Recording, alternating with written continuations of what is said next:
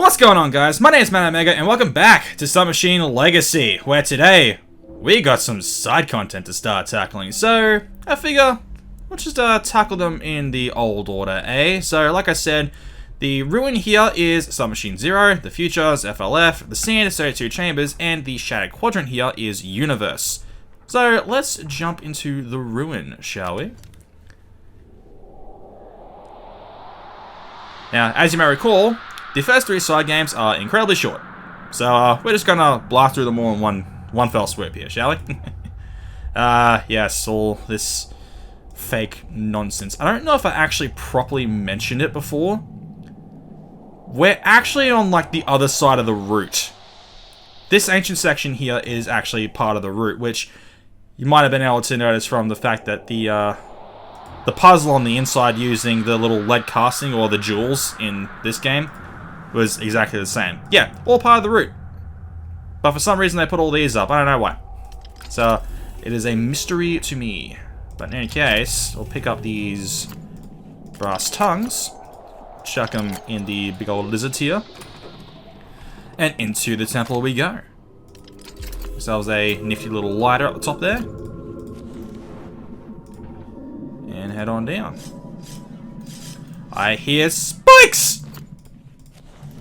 Indeed, there are spikes. Thankfully, we can just turn those spikes off. And turn that around for things. Things which are down here. Depending on what that symbol is currently facing forward, we can go into one of these rooms and collect these jewel keys. Which we'll just go ahead and very quickly do. Now, as in the original releases of the spin-offs, there are no secrets. So we won't have to worry about scrounging around for them, but also in that room we got this stone plate, which we are going to need over on the other side here, for there are more spikes! But no switch. So we'll just put up a thing, so we can just crawl in on under there. Use our jewel keys, not that one. Which takes us down here to a karma portal.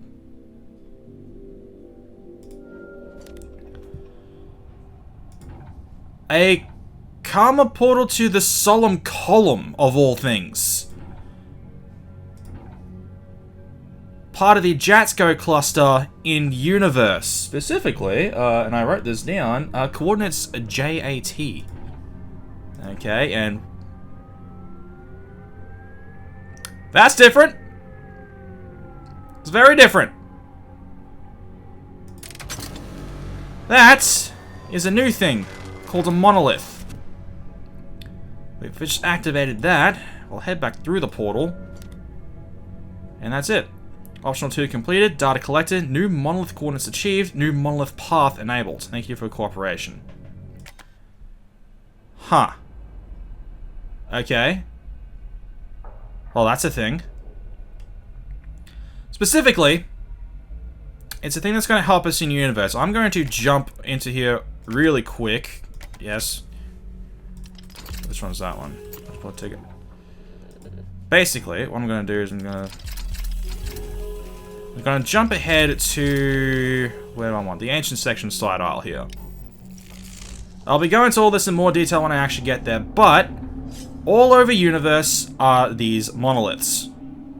And these monoliths are actually blocking things. We need to find these monoliths and activate them so we can actually explore the entire sector of the subnet. And as that may have been an indicator for, all of the side games here, the optional tombs, have one of these monoliths. So jumping into the future. Formerly known as Submachine FLF, formerly known as Submachine Future Loop Foundation, which has a pretty neat little history. So, like I said, the original version was called Future Loop Foundation, because this game was made for an artist known as the Future Loop Foundation. His actual name is Mark Barrett, who's a a English DJ and record producer. And basically, Skutnik made this game because he was a fan of the music, and made this to be presented on FLF's website. And the music in the game was music by the Future Leaf Foundation. There were references to Future Leaf Foundation in the form of, there were some record titles you could find around, specifically for, did I write them down? Scratch and Sniff and Memories of a Fading Room, which are 2 albums of theirs. The music, did I just mention that the music was made by Future Leaf Foundation? The music was made by Future Leaf Foundation in the original, yeah. And it's just a very, very different, kind of Submachine game, really. And odd for the fact that it basically, for a time, primarily existed as promotional material. Look at that. We also need to be on another layer. Interesting. But, as of the HD version, it was renamed simply to FLF. All references to Future Leaf Foundation were removed in order to make it kind of fit more in the overall lore of the franchise. But the music that was in the original FLF I actually liked a lot, so it's worth actually checking out, which you can only really check out on Flashpoint now, so yeah. But, again, we're seeing layer switching things in places where we can't switch layers. Or can we? This is a mechanic that we're going to be using quite a bit throughout the post-game. I'm going to switch over to Chapter 8. Let's go continue. And I'm going to switch to the second layer. Now, I'm going to head back out to the menu, back into the future, continue, and a karma portal that wasn't there before. So yes, layer switching is possible in all chapters, you just need to exit out and go to Chapter 8 or 9 to actually do it. But in here, this is what was known in Universe as the Contrast Room, coordinates JUL. A reference to, there were some photos in here taken by, I believe her name was Julia Twos, something like that. Anyway, another monolith activated. But now we can continue on with the rest of FLF proper. Actually put in the photo slide, which just creates a hole in the wall with a karma portal. Also, I should 2381. We're gonna need to remember that. Okay. In we go, and I'm going to immediately use that code so I don't forget it.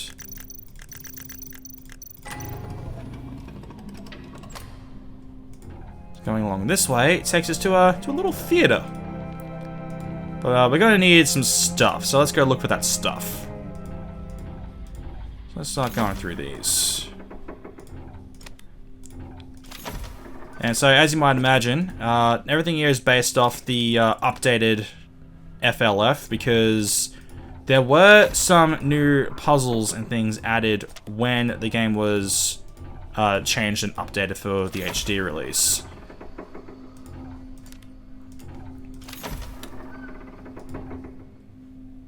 So we need that. Oh, right, that's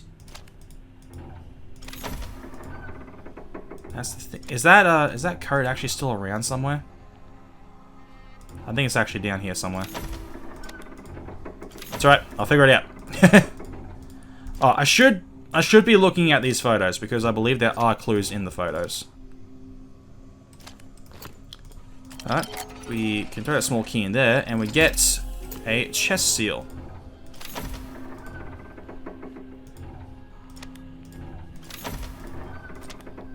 There we go. So that backwards Y and F and R and that squiggly looking 3 thing.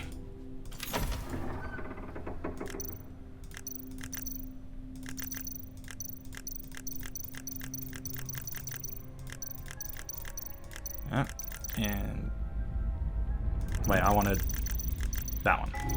There we go. And that gives us this dimmer.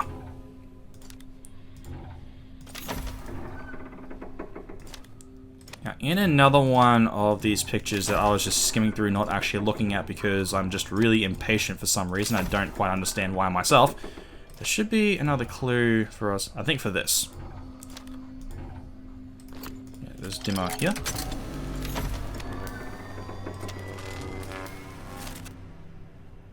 Not just, but a lot of like really neat sketches from Skutnik, and again, I really enjoy the man's art style. Where exactly is this thing that I'm looking for? Ah, that's what I needed. I don't know why I just didn't activate that in the first place, but that is the symbol that we need for upstairs. Wrong room. I've really just lost a lot of my memory of FLF in particular, haven't I? Anyway. That gets activated. Which does another thing.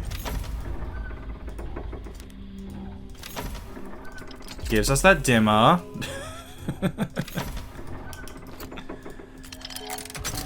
If it's not blatantly obvious, FLF is one of the games I come back to the absolute least. Not for any particular reason, I just haven't for some reason. Which is a shame because its history is actually really... well, it's really odd for one thing, but it's also really interesting. By the fact that it was made for this kind of obscure artist as promotional material and had all this... really doesn't feel like any other game in this series, and there's merit to that. But, yeah. Anyway, head on through here to another Karma portal. And that's another optional tomb completed and another monolith activated. So now, we can head on to the third. The Sand, aka 32 Chambers. Damn it. And the history of 32 Chambers is pretty simple. Once upon a time, Skutnik decided to make yet another entry. Entry was the word I was looking for, yep. In the J is Games casual design competition. He had done so before when he made Submachine 0, and this was the second one he had ever done for it. Largely inspired by a one-off note back in the lab, talking about 32 chambers filled with sand. And here we are. 32 chambers filled with sand. Which I think the screen count actually counts up to 33, but, you know, the context is there. Wind, fire, and air dig through the sand. Alright. Oh, that was wind, damn it. Ah!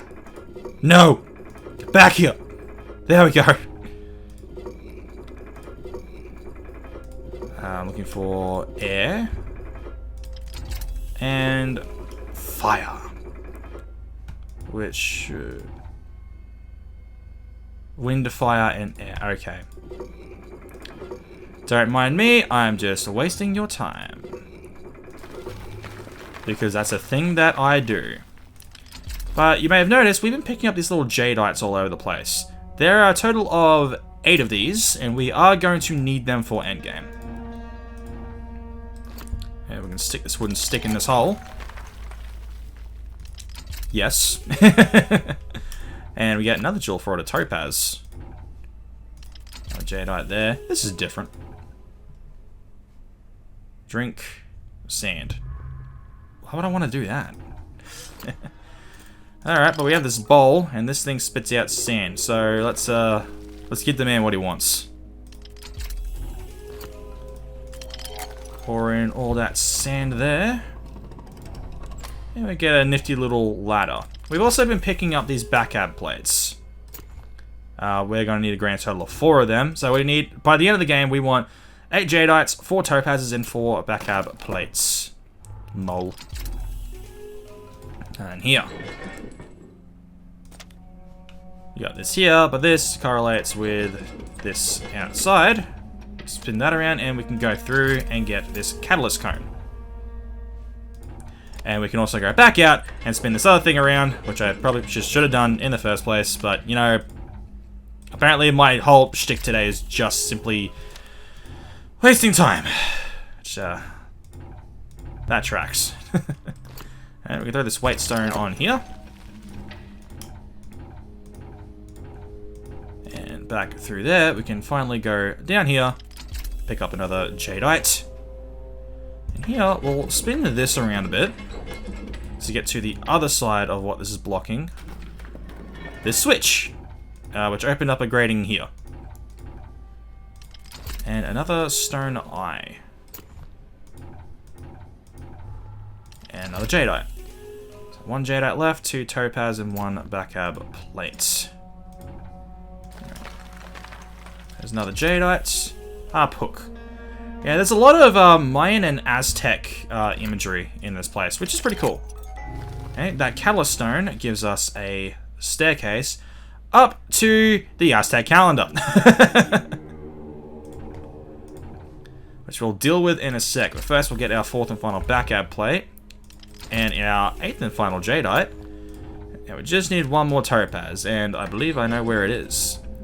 You see, there's a lovely gentleman sitting upstairs who has come down with an unfortunate case of blindness, and we're going to help him out. Here he is. We'll give him a couple eyes. There you go, buddy. And he rewards us with our 4th and final topaz. So now that we have absolutely everything that we need, we'll head back down to the Aztec calendar. Aztec calendar? Mayan calendar? Mayan calendar. Am I just mixing around my ancient civilizations? I normally don't do that. I don't know. Anyway. Throw the jadeites to here. Which organize themselves this time instead of us having to reorganize it. Throw in the topazes. And all of our backup plates.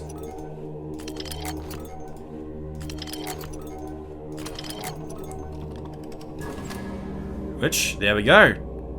But instead of jumping forward in time by 5,000 years, we get a karma portal. Taking us to the Brainwave Basement. Another area of the Jatsko cluster from Universe. This one was coordinates 438. Vicinity Archive. Pre-shift Energy Crystalline Shard Sequencer. Post-shift 1 Wall-mounted Multi-purpose Stash Unit. Post-shift 2 Framed Architect Drawing of Pre-ship Domicile Structure. Post-shift 3 Location Non-existent. Okay, but there's a lot of stuff going on about shifting at the moment, which I'm sure we'll get into a little more as things go on. But we activate the monolith, head on back out, and we're done here. So, that's 3 monoliths taken care of, and of course the 3 original side games done as well.